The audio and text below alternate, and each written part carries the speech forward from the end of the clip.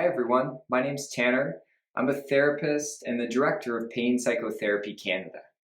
Our clinic's approach is unique in that our goal with clients is to greatly reduce or eliminate their chronic pain symptoms. And in this video, I'm going to explain what neuroplastic pain is and how pain reprocessing therapy can effectively treat it. Now, before you think I don't have neuroplastic pain, please know that a significant portion of chronic pain is neuroplastic, which is often why physical treatments are not effective. But pain reprocessing therapy has been shown to effectively reduce or eliminate neuroplastic pain symptoms, which we have witnessed with our clients. So a good place to start is how pain typically works. So let's imagine you're walking around your house, picking up toys your kids left out. I know my kids tend to do this all the time. And let's say you bend over to pick up a big fire truck toy. And in that moment, you pull a muscle in your back. And what happens is nerve fibers in your back shoot up messages to your brain that there's been damage. The brain then perceives it accurately. It's like, oh my goodness, we're in danger. And as a result, it produces that pain sensation, which is really important because otherwise you keep walking around your house, picking up more toys that your kids left out and damage your back further. So as you can see, pain is really important because it protects us from damaging our body further. And see, pain is this danger signal that your brain sends you. However, more research is showing that sometimes this danger signal is sent even in the absence of structural damage or disease in the body. And this is known as neuroplastic pain. So let's rewind back again to you picking up after your kids. And let's say this time you bend over to pick up the big fire truck toy and you don't pull a muscle in your back. Nothing happens.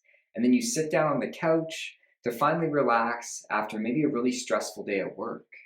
And in this moment, what's happening is safe signals are going up from your back to your brain, saying light amount of pressure, no cause for alarm, neutral sensation. But this time, your brain misinterprets those safe signals as if they're dangerous.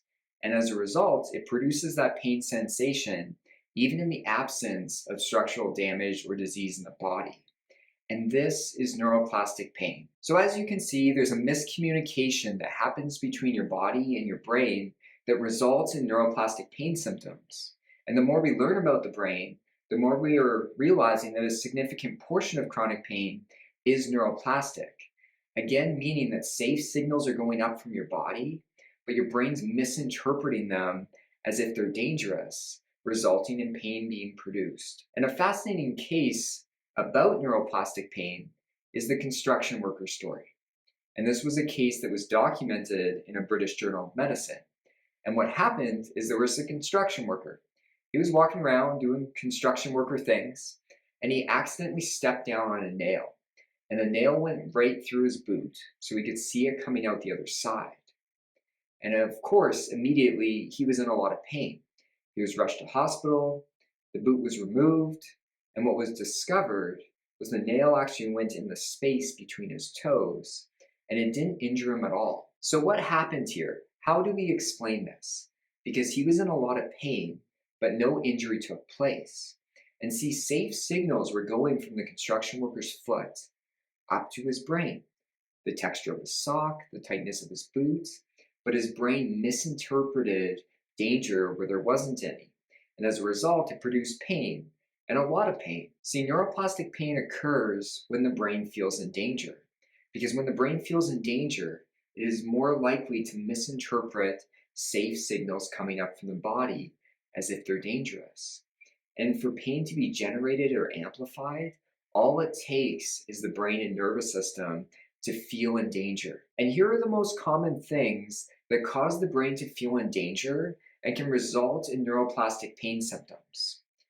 Becoming fearful or preoccupied that there's something wrong with your body, responding to pain with fear, frustration, despair, or anger, anxious or depressive symptoms, a traumatic event, experiencing a stressful event in life or a major life transition, and always being on high alert by placing pressure on yourself, being self-critical, and worrying. And all the items on this list have the ability to generate neuroplastic pain symptoms. So I suggest taking some time to think about your chronic pain, and if it's possible, that it's being caused by your brain feeling in danger. Because if this is the case, you're a good candidate for our treatment. And I think it's worth mentioning here that neuroplastic pain is very real. A lot of times people will worry that if their pain's neuroplastic, that it's not real. And I'm here to tell you all pain is real. And they've done brain scans on people with neuroplastic pain and can show that the pain is occurring in the brain and that people really are experiencing pain. And the wonderful news is that if your pain is neuroplastic, pain reprocessing therapy has been shown to effectively treat it, and in some cases, completely reverse it. Now, another question people often ask is what pain symptoms can be neuroplastic? And the answer is really any, as the brain has full control and can produce any pain sensation when it feels in danger. So this could include migraines, headache, back pain, neck pain, abdominal and pelvic pain, pain in your arms or your legs, IBS, and chronic fatigue syndrome. Now, by this point, you're probably wondering, how do I know if my pain is neuroplastic? And the thing about neuroplastic pain is it behaves slightly different than structurally caused pain. And at our clinic, during an initial assessment, we review a person's pain history and go through 12 criteria for neuroplastic pain. Now, I'll go through these 12 criteria right now, just briefly, but please know you don't need to have all of these criteria. Some people only meet 3 or 4 of them, and their pain is still neuroplastic. So number 1, the pain originated during a stressful time.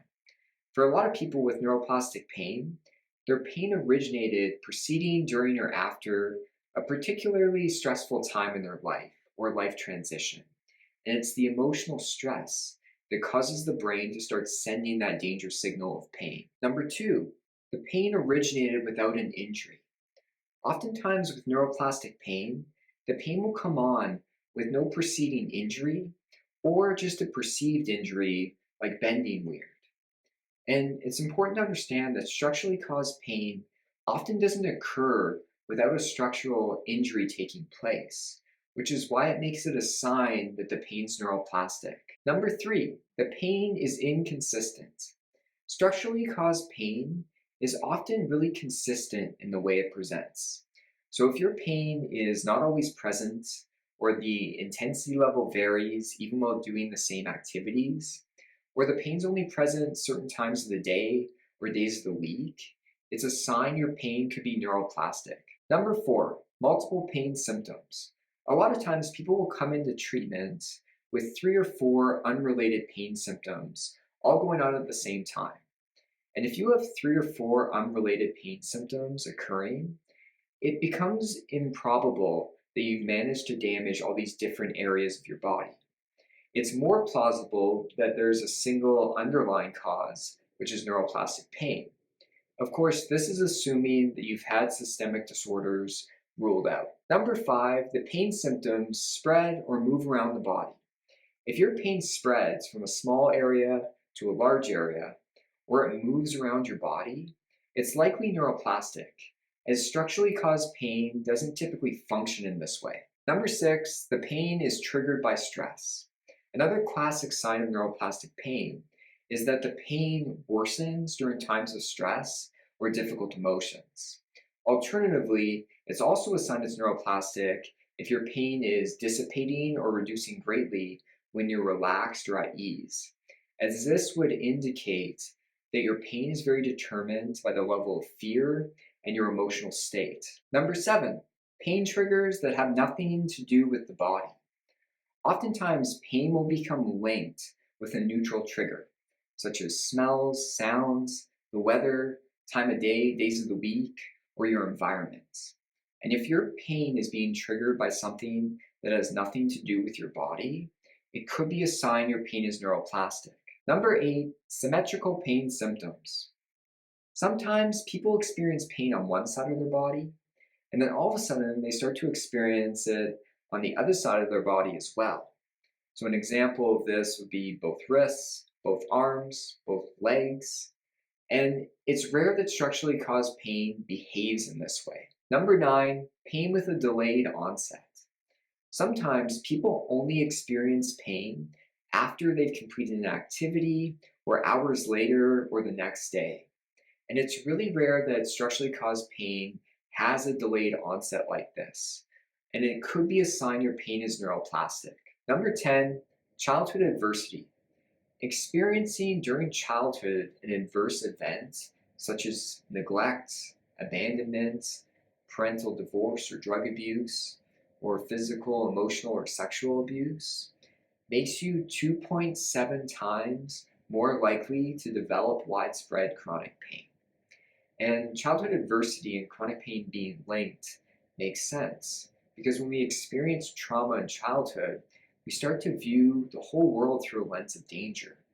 And later in life, this can trigger neuroplastic pain symptoms. Number 11, common personality traits. People with neuroplastic pain often have common personality traits, including perfectionism, people-pleasing, conscientiousness, or anxiousness. And these personality traits make us prone to placing pressure on ourselves, being self-critical, and worrying. And all these behaviors put us on high alerts and make us feel like we're constantly in danger. And if you remember, when the brain feels in danger, it can start to send that danger signal of pain, even in the absence of structural damage or disease. And lastly, number 12, lack of physical diagnosis. If you've seen several doctors or specialists and have had several tests or scans done, and they can't find something structurally wrong with your body or some systemic issue going on, it could be a sign that your symptoms are neuroplastic in nature. However, most of our clients have been given a diagnosis by the time they come to see us. But they see us because the standard medical care has provided little relief. And so even if you have been given a physical diagnosis, it doesn't necessarily mean that this is what's triggering your chronic pain symptoms. So those are the 12 criteria for neuroplastic pain. And if you're realizing you have 3 or 4 of these, consider booking in for your first session with us after this video. Now at our clinic, we provide pain reprocessing therapy, which in a recent study was shown to be an effective way of reducing and sometimes eliminating neuroplastic pain symptoms. Now in this study, the participants were people who had chronic back pain with an average duration of about 10 years. And they all received 9 sessions of pain reprocessing therapy.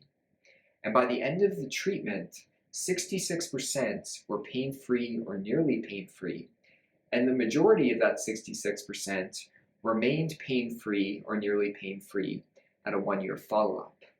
And overall, 98% of participants experienced reductions in pain during the treatment. And these results are truly amazing and give hope to so many people who are in chronic pain.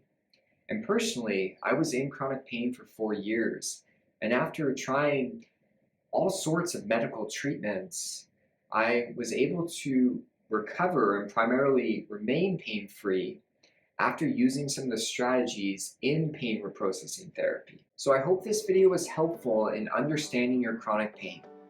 And if you're ready to begin your journey out of chronic pain, please click the Contact Us button below and reach out to us to book a free 20-minute virtual consultation where we can learn more about your concerns and explain the treatment in detail.